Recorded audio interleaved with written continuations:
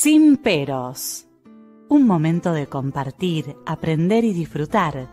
Espera lo inesperado con la licenciada Susana Rasinski.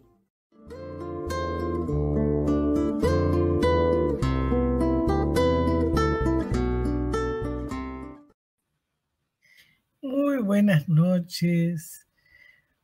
Hoy tengo el agrado de que nos visite un amigo de Buenos Aires que hace muchos años que no lo veo y que prontito va a estar en nuestro país presentando 2 volúmenes que ahora nos va a contar de un tema muy importante que él ha investigado y desarrollado. Ahora está con nosotros desde Barcelona, el colega Jaco Adisi. Bienvenido, Jaco.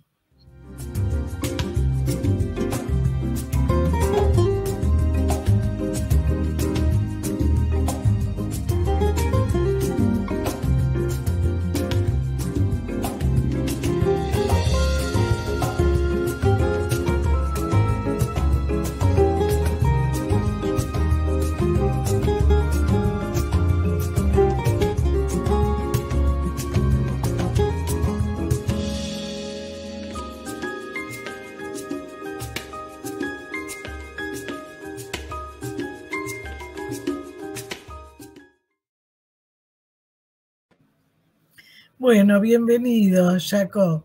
Gracias. La verdad que es muy emotivo para mí porque hace muchos años nos vimos cuando vos justo te ibas para Barcelona. Sí, hace 21 años, justamente 21 años. Sí, sí. Un poco más, unos meses más. Así que bueno, pero bueno, estás trabajando allá y seguís investigando, leyendo como todos nosotros, ¿no? Que nunca terminamos de explorar. Así que bueno, bienvenido. Muchas gracias. Bueno, Jaco nos va a hablar, bueno, si querés contarnos un poco cómo surgió este tema de las mutilaciones en lo genital y en otros, y después también de los libros, que si tenés, como van a salir publicados ahora, a lo mejor no tenés ninguno para mostrar. Pero No, bueno, todavía no. Bueno, después lo vamos a mostrar cuando los tengas. ¿Cómo surgió este tema de investigación de mutilaciones en lo genital y otros? Mira, en el año 1984, exactamente el 9 de octubre de 1984, Jorge Dimov y yo éramos profesores de la cátedra de psicoanálisis en la Universidad de Belgrano y éramos profesores adjuntos del posgrado de la Universidad de Belgrano, un posgrado que duraba 4 años y tenía 25 asignaturas. Nos invitaron a dar una conferencia sobre las mutilaciones genitales, la circuncisión, la clitoridectomía, la infibulación. Y allí surgió el tema, dimos esa conferencia y no nos hemos animado en ese entonces a hacer un libro. Habíamos escrito juntos, habíamos trabajado juntos, Jorge y yo, sobre este tema. Nos había impactado muchísimo, un tema no habitualmente tratado y tan importante, y que tiene raíces en las religiones, ¿no? Y raíces en ciertas concepciones médicas que sostienen que la circuncisión es algo positivo para la salud del sujeto, especialmente para el vínculo sexual amoroso. Nosotros hemos seguido las vicisitudes de un libro publicado por Moisés Trachtenberg en el año 1972 sobre la circuncisión y la infibulación. Hemos hablado con Moisés Trachtenberg. Moisés Trachtenberg es un hombre que se estudió en la Argentina, luego se fue a su país, a Brasil, y el libro que se publicó en el año 72 tardó 10 años en agotarse. El libro que había escrito Mauricio Abadi. Sí, Mauricio Abadi, sí. Que se llama Renacimiento de Edipo, donde menciona que es muy factible que el hombre envidie la capacidad procreativa de la mujer, ¿no?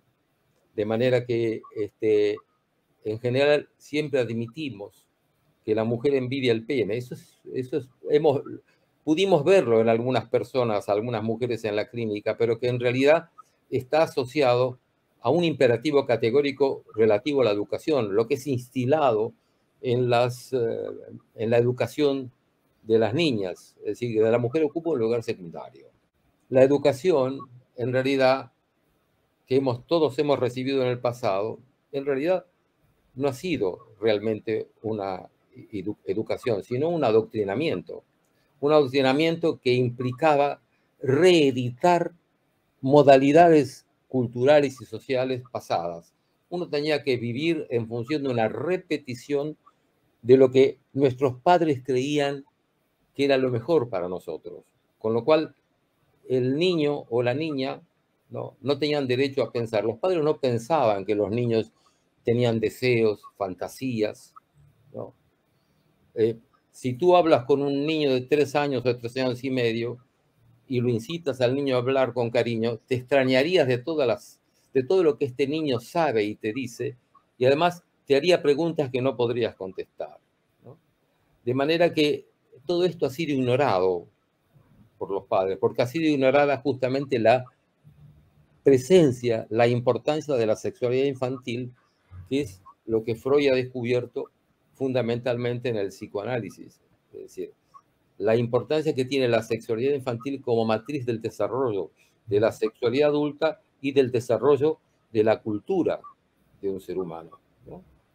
De manera que esto es sumamente importante. Es decir, nosotros hemos sido adoctrinados en lugar de haber sido educados. Por la educación está asociada a la importancia que tiene la presencia del otro, a darle un lugar similar al otro al que tenemos nosotros mismos. ¿Y cómo uno le da un lugar similar al otro? Respetando, dándose cuenta que el niño o el adolescente que está delante de nosotros piensa, desea, siente, ¿no? Y nuestros padres y la educación que tú ves, inclusive en Europa, en Estados Unidos, en todos lados, en todos los países del mundo, en realidad está referida a la reedición de antiguas modalidades sociales, culturales, y lo importante es que los padres saben qué necesitan los hijos. Por eso Freud sostenía muy bien que los adultos se quejaban de la hipertrofia de la fantasía de los niños, pero desconocían la hipertrofia de sus prejuicios, ¿no? De manera que esto fue lo que motivó, de alguna manera, el retomar este trabajo que es tan intenso y tan rechazado. Decíamos con Jorge que seguramente nosotros tenemos prohibida la entrada a Israel y al Vaticano. De eso estamos seguros, porque está en contra de todos los conceptos religiosos y de todo lo que sostiene la religión.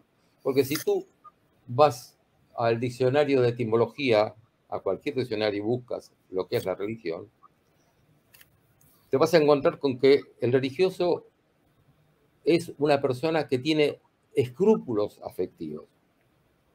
Con lo cual, no te queda claro qué quiere decir todo eso, pero sigues buscando en el diccionario lo que significa religión etimológicamente. Cuando yo iba al colegio, me decían que religión provenía de un vocablo latino, religare, que es volver a ligar lo que inicialmente estuvo unido, lo cual es falso. No, la religión etimológicamente alude a una persona que tiene escrúpulos afectivos. Y si tú buscas en el diccionario etimológico ¿qué significa escrúpulo? El escrúpulo es una pequeña piedrecilla que se mete en el zapato del caminante y no lo deja avanzar. Por consiguiente,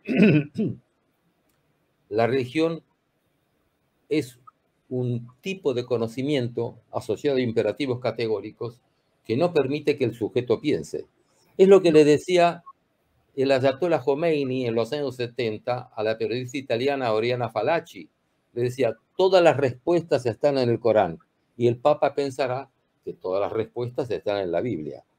Si todas las respuestas están ya escritas, el tiempo no existe, no hay posibilidad de ir siendo.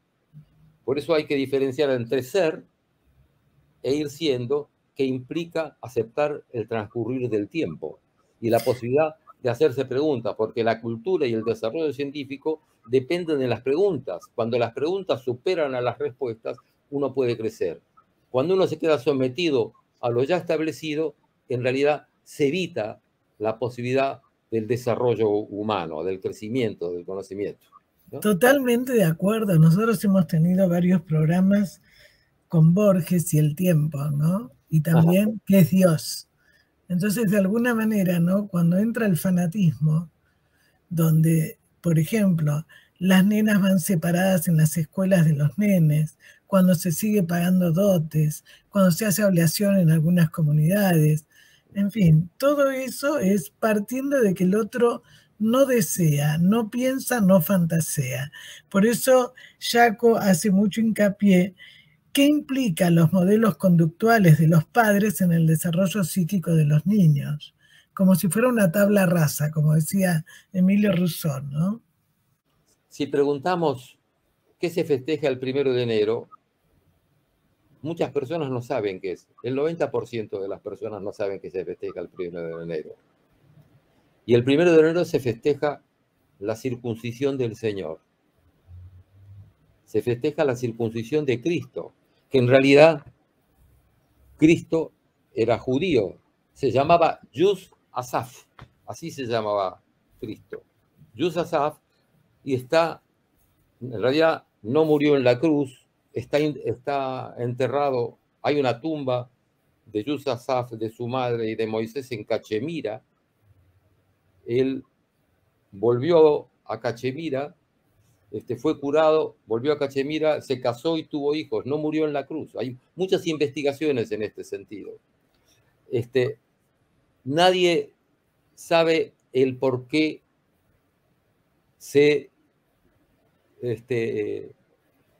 la gente sostiene que es importante que se mutile a los niños. Pero, por ejemplo, vayamos a la Biblia, porque todo comienza en la Biblia, cuando supuesta hipotéticamente en la fábula se le aparece Dios a Abraham y le dice, ya no te llamarás Abraham, te llamarás Abraham con H, porque fíjate, el nombre, porque tú serás la persona que dominará a todos los pueblos. Yo me consagraré contigo, pero tú tendrás que cumplir el mandato que yo te digo, porque si no cumples el mandato que yo te digo, serás borrado de la historia, serás borrado de mis favores.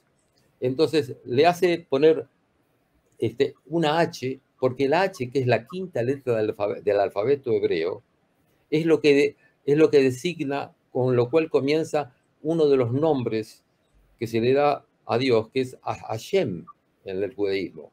O sea que lo que decía Dios en esa supuesta presencia de Abraham era que se pusiese el nombre con H, porque eso implicaba que él iba a ser poseedor de la esencia divina, en tanto en cuanto respete la posibilidad de circuncidar a todos sus hijos, inclusive a aquellos que habían sido comprados como esclavos, ¿no? Es decir, y quienes no cumplían eso serían, como decíamos recién, alejados de la voluntad y del favor de Dios.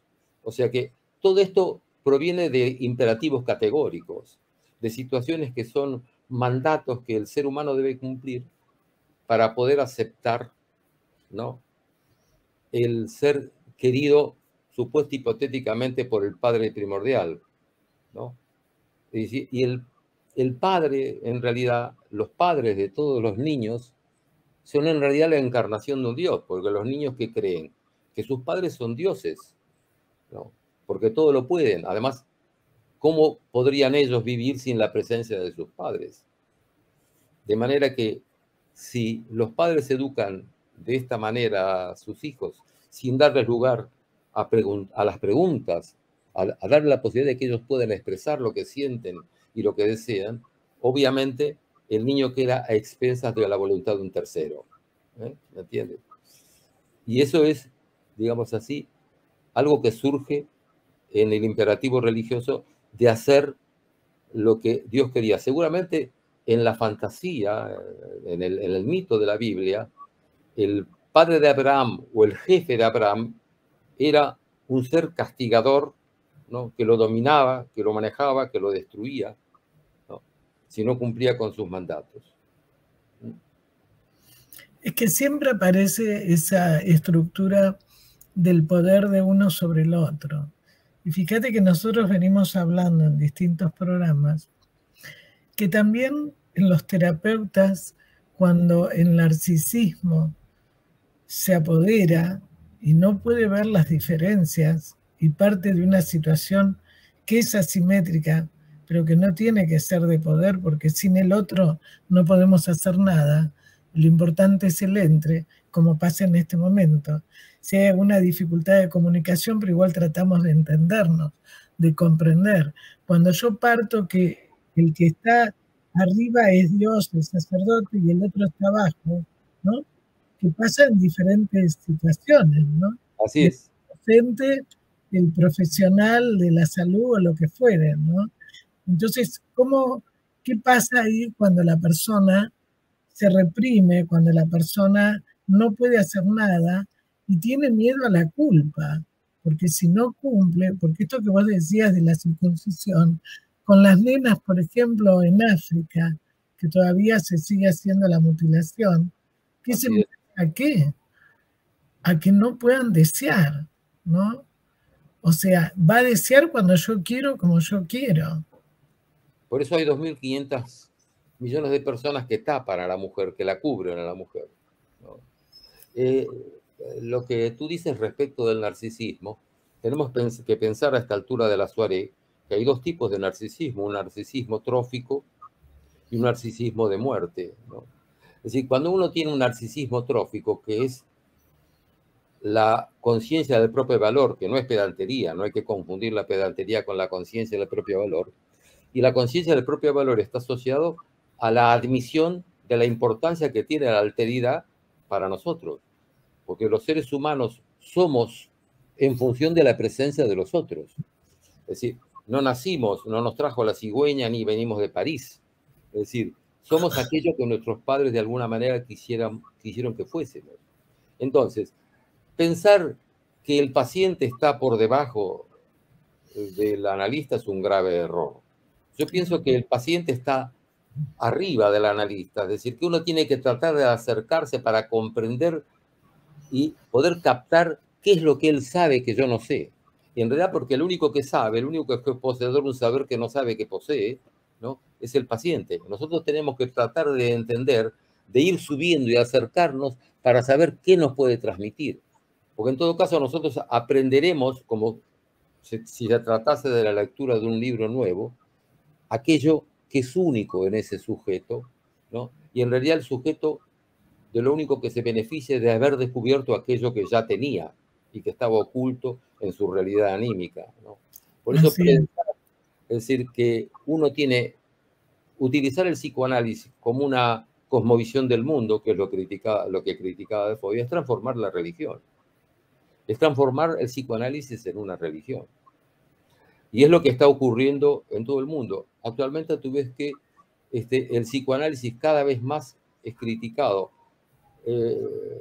porque el psicoanálisis implica aceptar la libertad del ser humano, aceptar la capacidad de amor, que no es lo mismo que tener afectos, que no es lo mismo que tener un deseo. Porque el deseo no implica el amor, pero el amor sí el deseo. Confundir el amor con un afecto o con un sentimiento es negar la realidad del amor, porque el amor está asociado con la inteligencia que comprende y la voluntad que realiza lo que la inteligencia comprende. ¿Qué comprende la inteligencia? La importancia de la alteridad para su propio autodesarrollo. Y entonces, ¿qué necesita una persona fundamentalmente para poder amar a otra? Tener capacidad de reciprocidad, poder ponerse en el lugar del otro. Entonces, eso es el verdadero amor, porque Freud decía muy bien que el amor es un factor de cultura. No es que el niño ama, el niño desea y cree que amar es cumplir con los deseos de mamá y de papá. El fenómeno que de alguna manera está tratando de solapar el psicoanálisis, porque el psicoanálisis lo que tiende es a la adquisición de la libertad, y la libertad ¿qué es? Es la posibilidad de desarrollarse con los otros. No como me enseñaron a mí en el colegio, que mis derechos terminaban cuando comenzaban los derechos de los demás. No, mis derechos comienzan y se ejercitan en relación con los derechos de los demás.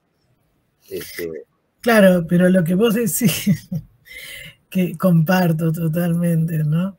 Por eso no nos llaman a nosotros, los representantes políticos y demás, porque justamente ayudamos a pensar. Y esto que vos decís hace pocos días, Jaco sigue todo lo de Argentina también. Y bueno, las manifestaciones, los piquetes, los cortes de calle. Entonces esa frase que vos dijiste es permanente. Los derechos de uno terminan cuando empiezan con los otros. No de ayer con un paro que hubo de colectivos, que fue muy dramático para todo el mundo, porque a su vez hubo de un tren que tomó mucha gente. Entonces, estas cosas que se hablan a la ligera, que justamente son como para interrumpir las comunicaciones, y que la gente no le quede claro de qué estamos hablando, ¿no? Porque ya como vos decís, ¿me estás escuchando? Perfecto, perfecto, sí, sí. Vos decís, ¿no? La importancia que tiene, lo que implica estos mandatos religiosos, institucionales, de todo tipo. Entonces yo te iba a hacer una pregunta que me parece para la audiencia es muy importante. ¿Cómo afecta lo que se reprime y lo que se siente en los celos, odios y en los impulsos homicidas? Mira, la represión es justamente el fundamento sobre lo que se basa toda la estructura psicoanalítica. Tú sabes muy bien que hay 3 tiempos de la represión. La represión primera, que es la fundadora del aparato psíquico. La represión secundaria, y además la represión nunca actúa contra la pulsión, sino contra los representantes de la pulsión. La represión secundaria, ¿no? Y la tercera manifestación de la represión es la vuelta de lo reprimido, con la aparición de los síntomas, los sueños, los lapsus, etcétera, etcétera. Pensar que no existe la represión es como pensar que un ser humano no es ser humano, porque la conducta, es decir, la represión es un indicador clave de la transformación de la animalidad en animalidad humana. Es la conformación de la nueva estructuración de la materia viva. Y la conformación de la nueva estructuración de la nueva materia viva está asociada al neocórtex, a una nueva adquisición que ya existía de alguna manera en los monos superiores, pero con mayor sinapsis neuronal, que son el sostén y el fundamento del proceso simbólico. De manera que, fíjate, todo lenguaje es una manifestación de la represión. Pensar en que no existe lo reprimido es negar la existencia de la humanidad, porque justamente al transformarse el animal no humano en animal humano, se deja de lado lo instintivo que es característico de la animalidad humana. El instinto es perfecto, como tú sabes, pero el ser humano no posee la perfección instintiva que le evita chocar 2 veces con la misma piedra, porque el ser humano no tiene instintos, pero tiene una inteligencia imperfecta.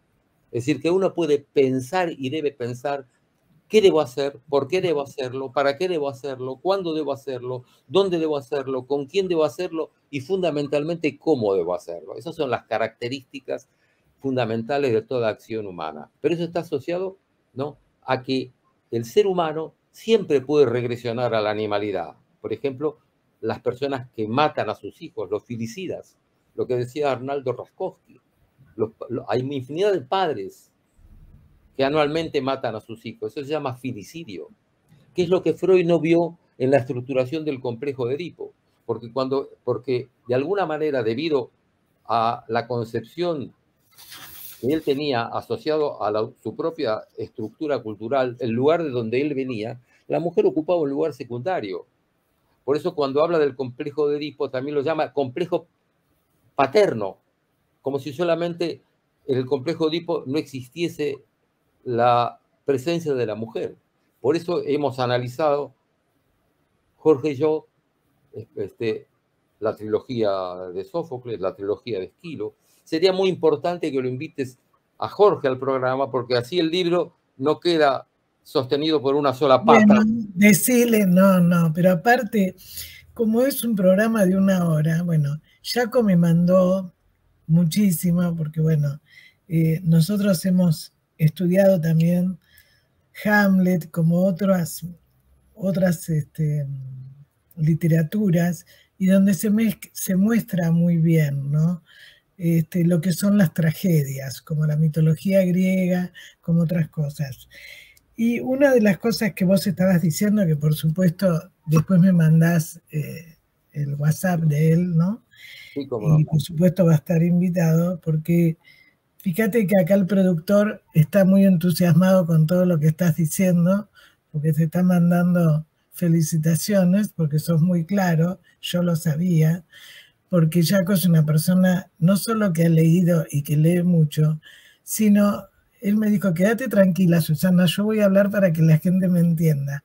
Porque claro, yo le expliqué que hay mucha audiencia que no son psicoanalistas y que entonces a mí lo que me interesa y que más o menos creo que lo voy logrando con la ayuda de los entrevistados y de la audiencia, a que vean qué es realmente el psicoanálisis, que no es solamente lo que era antes, el diván, y entonces yo hablo del pasado. No, no, no. Son muchas cosas. Entonces Jaco nos trae acá qué significa lo que sería el castigo de Dios representando al Padre. ¿Qué significa cuando el Edipo no se resuelve? Y entonces, ¿qué ocurre cuando eso no se resuelve y qué se reedita? Recién nos estaba hablando cuando los padres matan a los hijos. Entonces vamos a hablar ahora, dentro de un ratito, lo que es el filicidio, el matricidio, etcétera, etcétera. Pero me parece muy importante que entender de dónde surge esta necesidad de mutilar al otro para yo existir. Y que lo único que vale es mi deseo, no el otro y yo, ¿no? Bueno, que te escuchen a todos. Sí. Es la rivalidad que tiene el padre con sus hijos, porque el hijo es más joven, lo va a sustituir, y el padre no quiere ser sustituido, quiere permanecer. Por eso, digamos así, en lugar de permanecer en el imaginario de su hijo como un objeto de referencia, él quiere permanecer como un objeto de reverencia, ¿no? Y eso... Excelente, me encantó. No puede ser. Eso, excelente esa diferencia. sí, sí, esta es una diferencia que hizo en realidad Rubén Zuckerfeld cuando dijo, que es un excelente psicoanalista argentino, cuando Sí. dijo que Freud era un ser de referencia y no de reverencia. Entonces... Pero eso que dijiste es muy importante, porque muchos colegas cuando te dicen, ¿vos sos freudiana o sos lacaniana? Lo he dicho en muchos programas, ¿no? Como que tenemos que reverenciar. En nuestros comienzos de la formación había que hacer todo lo que nos decían, no como referencia y poder dejar que surja lo que nosotros percibíamos en un paciente, ¿no? En la época que yo me formé era muy importante Melanie Klein. Y entonces había que hacer y decir las interpretaciones. Llegó un momento que muchos de nosotros no lo sentíamos eso. Si yo voy a decir lo que me parece, lo que me surge, ¿no? Porque es muy importante eso, como referencia, no como reverencia. Claro, fíjate que, Susana, esto es tan importante, porque fíjate que nosotros somos como arqueólogos de la mente, somos Tal historiadores. cual, Nosotros, así es. la interpretación es un acercamiento. Lo que tenemos que llegar es a reconstruir o a construir una historia con el paciente. Entonces, yo me acuerdo que fui un discípulo de Ángel Garma, le pregunté un día, digo, dígame Ángel, ¿cómo hace usted para escribir tan claro? Y él me dijo, Jaco, escribo 6 veces un trabajo y cuando lo termino se lo doy a leer a una persona que no sabe psicoanálisis. Si él lo entiende, lo mando a publicar. Genial, genial, genial. De manera que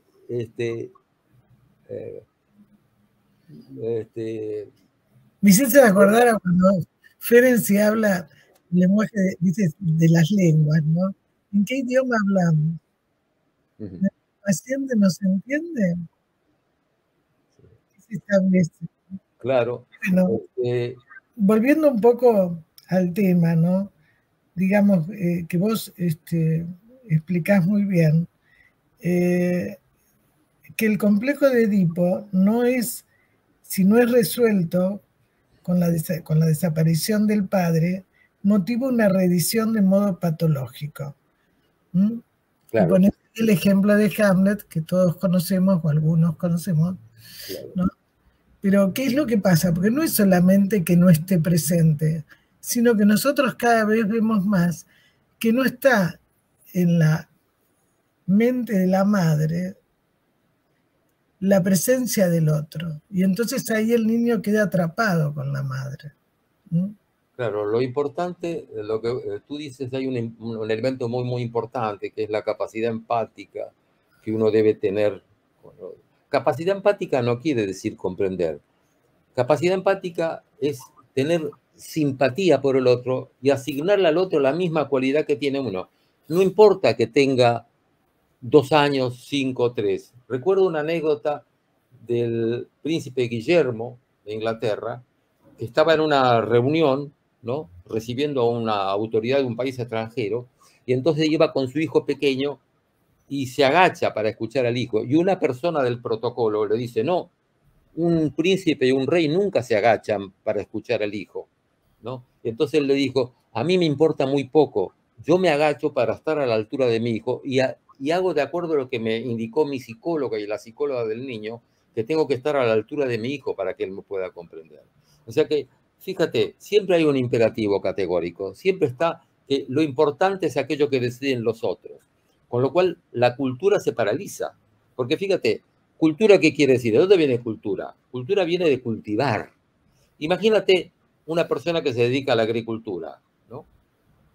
No puede pensar que todas las semillas van en la misma tierra y que necesitan la misma luz y la misma cantidad de agua. Es decir, tiene que buscar una tierra adecuada para aquello que va a cultivar, la luz necesaria, el agua necesario, cuándo debe cubrirlo con la luz. De ahí viene la palabra cultura. O sea que cultura está asociada no al conocimiento, porque una persona puede tener 5 doctorados y no ser culto, según mi criterio. Tal cual.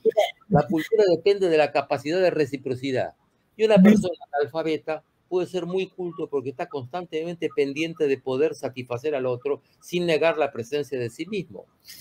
Pero me hiciste recordar en Perú que justamente tienen sembrado, como hacían los primeros aborígenes, cuál es la vegetación que primero va a recibir el agua, de qué lado va a recibir el sol. No pasaba por los títulos eso. ¿Y por qué nosotros no aprendemos de eso? Claro. Que sirvió y que sirve, ¿no? O sea, que cultura no es igual a conocimiento, sino que tiene que ver con la utilización. Pero quiero contestar una pregunta relativa a Ferenczi. Freud le escribe una carta a Ferenczi y le dice lo siguiente. Un hombre no debe luchar contra sus complejos, no debe eliminar sus complejos, sino debe reconciliarse con ellos, porque son legítimamente los que dirigen su conducta o los que dirigirán su conducta en el mundo. O sea que, fíjate, aquí Freud se contradice en esta carta a Ferenczi, porque él decía que había que sepultar el complejo de Edipo, había que destruirlo. Yo no estoy de acuerdo con eso, nunca estuve de acuerdo. Además, Freud tampoco está de acuerdo con eso. Es decir, el complejo de Edipo se reedita constantemente, porque no olvidemos que el complejo de Edipo tiene una función estructurante en el ser humano. ¿Y qué es el complejo de Edipo? Es solamente pensar en el niño que ama a su madre y quiere matar a su padre. Mentira. Es decir, Freud dice, es decir, analizando a Edipo Rey, que el complejo, es decir, lo que le pasó a Edipo surgió de un sueño, de una manifestación onírica, pero que nada tiene que ver con la realidad. Que los hombres llevamos eso a la realidad y nos vivimos culpables porque confundimos, ¿no? Fantasía con realidad. Por eso cuando una persona, y eso tiene que ver con las religiones también, porque cuando una persona va a confesarse, el sacerdote le pregunta, ¿qué te ha pasado, hijo mía o hijo mío? ¿Qué has y padre, he tenido malos pensamientos. Con lo cual confunde el pensamiento con la acción. O sea que el sacerdote, la religión lleva a este sujeto a tener un concepto como tenían los niños y los primitivos. O sea que es lo mismo para una persona decir, pensar, voy a matar a Jaco, decir, lo voy a matar, ¿no? Y matarlo a Jaco, es lo mismo. Por eso la Biblia, el Antiguo Testamento dice, no pecarás en pensamiento, palabra y obra. Te das cuenta que hay una confusión fundamental. Es decir, uno no tiene derecho de pensar, ¿no? Es decir, yo puedo desear a la mujer del prójimo, pero una cosa es lo que hago con mi deseo, una cosa es lo que hago con lo que siento. Yo puedo odiar y desear matar al otro, pero lo importante no es lo que yo deseo, sino qué hago con ello. Exactamente. Eso es lo importante. Entonces, no podemos no desear matar a nadie, porque es el único animal que ama y odia al ser humano. Y lo importante es justamente que frente a la posibilidad de amar, siempre está presente como complemento el deseo de que desaparezca el otro. Pero cuando uno se da cuenta de ello, uno puede tener como determinante de la acción el amor, es decir, la posibilidad de acercarse al otro para reconstituirlo, o lo opuesto, el determinante de la destrucción. O sea que si el determinante es el amor, el codeterminante será la destrucción, y uno puede utilizar el odio, la energía que tiene el odio, para reestructurar la posibilidad de contacto con el otro o con los otros. Y esto es lo que la política no entiende. Los políticos no entienden porque están basados en el poder. Y han confundido, han tomado la vivencia de poder o el sentido de poder como una acción típicamente muscular. No, el poder como la posibilidad de poder ser. Y la posibilidad de poder ser es el ir siendo, pero para ir siendo hay que pensar y hay que equivocarse. Y hay que poder decirle a un paciente, mire, lo que le dije hace un mes me equivoqué, ahora me doy cuenta que usted tenía razón, yo estaba equivocado. Claro, pero aparte, en el ejemplo que vos das de los políticos, ellos se olvidan de lo que es ser representante, ¿no? Y lo que es para nosotros representar algo. Ellos están donde están por el voto de la gente. Así es. Pero después no entienden que no nos representan. Así o sea, es. Cuando vos decís, yo tengo ganas de matar a alguien, lo puedo sentir, pero no tengo por qué llegar a hacerlo. Lógico. Si yo puedo ligar esa bronca, ese odio, y bueno, lo puedo...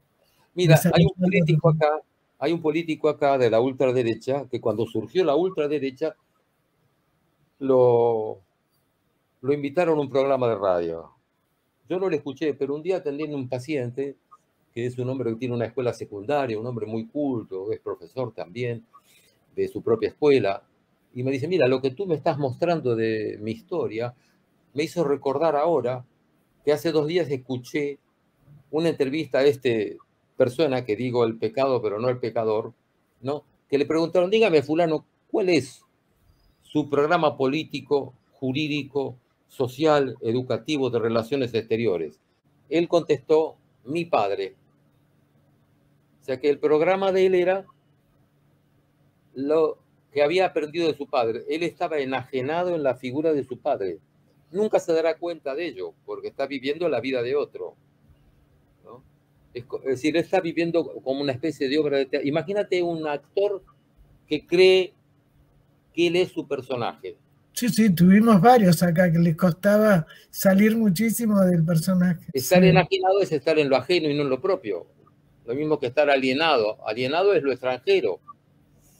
Entonces, es decir, por eso están constantemente los políticos, las personas que no tienen una preparación y darse cuenta de que los seres humanos, la única posibilidad que tenemos es poder contactarnos con los otros y dar una participación a los otros, poder dialogar con los otros, poder sentirnos molestos por lo que piensa el otro y tratar de entender cómo podemos conciliar, complementar lo que nosotros pensamos con lo que piensan los otros y tratar de entendernos, porque si sigue así, este mundo tiene muy poco tiempo de vida.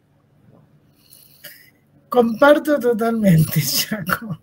A veces me dicen, bueno, con lo que está pasando en nuestro país, ¿cuál es la salida? Si no lo hacemos entre todos, ninguno. Lo terrible es cuando hay gente preparada supuestamente con la que no se puede dialogar, ¿no? Sí. Entonces esto es muy grave porque, digamos, la gente sigue siendo, como vos dijiste, el padre o los mandatos. Esto para cualquier político, cualquier religión, cualquier teoría, cuando la persona se fanatiza, ¿no? Y lo toma como la Biblia, no puede pensar. Y otra pregunta, porque la verdad que es un Lo que quieras. gusto charlar con vos y ya vas a estar otra vez y vamos a invitar a tu otro colega y que tengas mejor conexión. ¿Cuál es la importancia de los celos infantiles en la conducta de los adultos? ¿Cómo puede influir esto también en las conductas a veces homicidas? Si es que influye. Fíjate que la palabra celo cuando, tiene la misma relación que el vocablo celos. No sé, uno puede decir, estoy cuidando con mucho celo al otro, con lo cual quiere decir que está en una actitud de reciprocidad hacia el otro. Los celos están asociados a la imposibilidad de poder darle un lugar al otro en la conformación de nuestros propios intereses. Por consiguiente, ¿y de dónde provienen los celos? Los celos provienen de la falta de comprensión de los padres respecto de lo que pensaban los niños. Es decir, cuando los niños tienen celos, es normal que tengan celos de un hermanito, es porque piensan lo siguiente, supongo yo hipotéticamente, ¿no? Fíjate que, ¿por qué te digo esto? Porque hay una investigación en la revista Science, ¿no? Que descubrieron que es la revista una de las más importantes del mundo para este tipo de investigaciones o para todo tipo de investigación científica, descubrieron que los niños de 1 año y 9 meses tienen pensamiento lógico. De manera que cuando una persona, un niño piensa que sus padres han tenido otro hijo, lo primero que piensa es, claro, han tenido otro hijo porque no me quieren a mí. En lugar de poder los padres decirle, no, hemos tenido otro hijo, por otra razón estamos tan contentos contigo, que el lugar que tú ocupas no lo ocupa nadie. Imagínate este ejemplo, si tú estás parado aquí, ¿tú crees que otra persona puede estar parado en el mismo lugar? No, lo mismo pasa en mi cabeza y en mi corazón. El lugar que tú ocupas no lo ocupa nadie. Y como éramos tan felices contigo, decidimos tener otro hijo, para ver si podíamos ser tan felices y para que tú puedas jugar y puedas tener otra persona.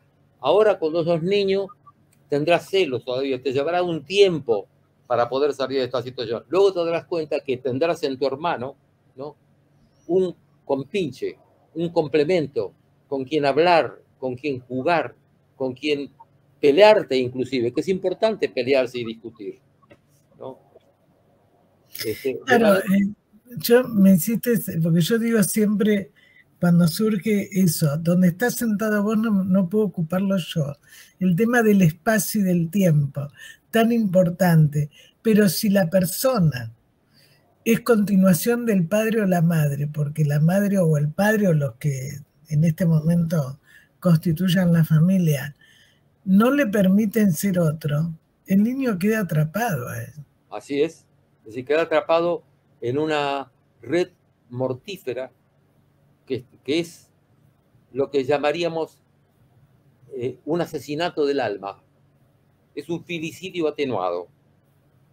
Cuando la persona no está motivada a pensar e inclusive a oponerse al designio de sus propios padres,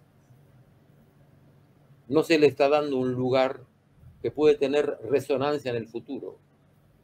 Porque, fíjate, el tiempo en realidad es una ilusión, como decía Einstein.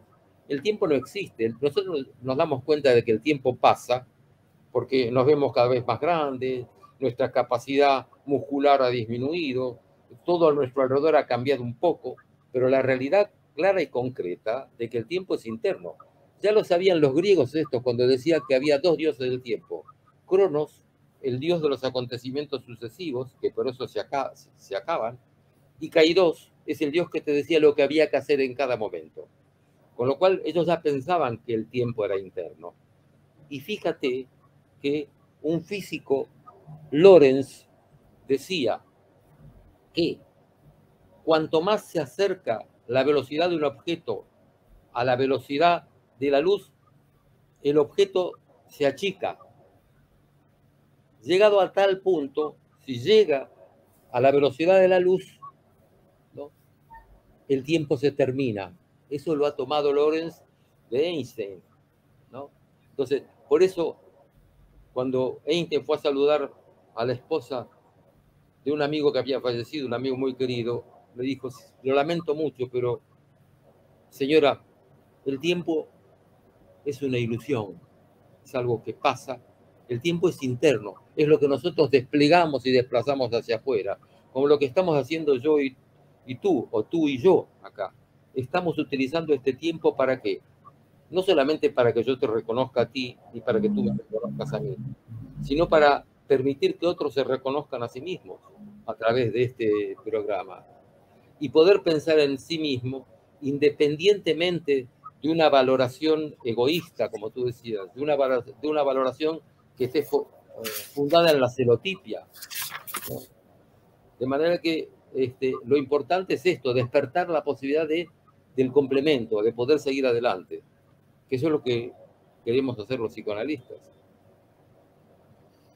Sí, bueno, se nos fue el tiempo, pero la verdad que nos gustaría seguir charlando más contigo, dialogando. Yo voy a anunciar el próximo programa, pero te dejo a vos los minutos que vos quieras para hablar a la audiencia. Vos sabés que esto lo ven desde España el otro día, desde los países como Israel también.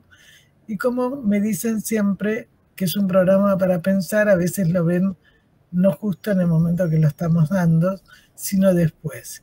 Y mandan mensajes.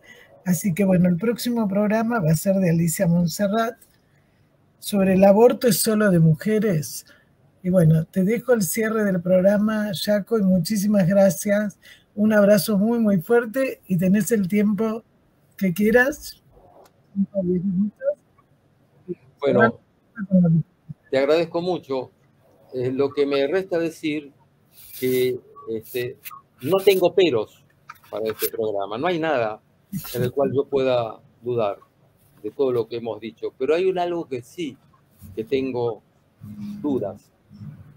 Y la duda que tengo es que cuanto más conozco a los seres humanos, y obviamente me apunto como el primero, cuanto más me conozco a mí mismo, más quiero a los animales y más me alejo de la comunidad de los hombres. Y esto es muy triste, porque lo que yo constantemente veo, ¿no?, es que cuando uno se quiere acercar con autenticidad, con capacidad de reciprocidad, los celos, como tú mencionabas, la envidia y la necesidad de poder hacen que tú te alejes.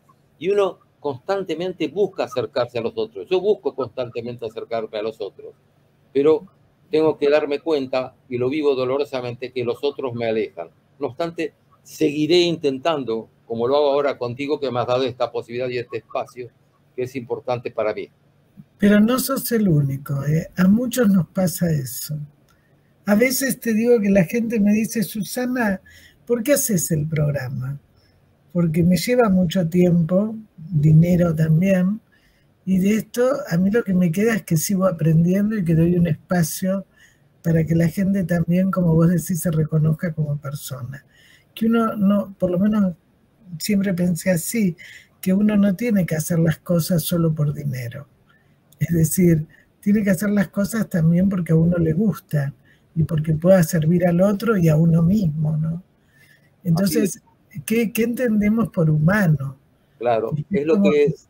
Y podemos terminar con lo que dice la Biblia.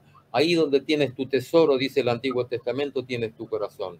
Si tú tienes tu tesoro en el dinero, te olvidas de pensar y de tener tu corazón en la otra persona, que puede ser un amigo, que puede ser inclusive una persona que intenta denigrarte y acercarte y preguntarle por qué, o que puede ser un hijo, ¿no?, a quien tú puedes preguntarle cosas que tú no sabes y que él te puede enseñar. Siempre aprendemos del otro, aparte de lo que menos te imaginas. Así es. Siempre. Muchísimas gracias. Fuerte abrazo para ti. Jaco, un fuerte abrazo. Gracias. Gracias por todo.